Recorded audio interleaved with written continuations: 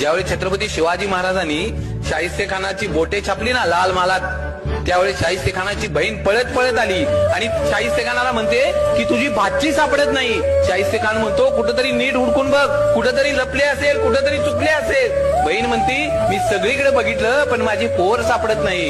त्यावेळी ते शाहिस्ते खानाची बहीण म्हणते मला वाटतं छत्रपती शिवाजी राजांच्या मावळ्यांनी तिला पळवून नेला.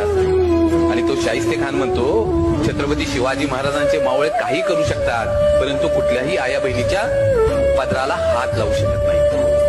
ही माझ्या राजाची पुण्य आहे. अरे जो औरंगजेब छत्रपती शिवाजी महाराजांचा सगळ्यात मोठा शत्रू, आणि ज्या दिवशी छत्रपती शिवाजी महाराजांची निधनाची बातमी त्याला कळते ना, त्यावेळी आपले दोन्ही हात त्या खुदाकडे करतो आणि त्या खुदाला मागणं मागतो, हे अल्लाह अपने जन्नत के दरवाजे खाली रखना, माँ बहनों की इज्जत करने वाला दुनिया का सबसे बड़ा योद्धा आपके पास आ रहा है. माझ्या राजाची ही पुण्य आहे ना.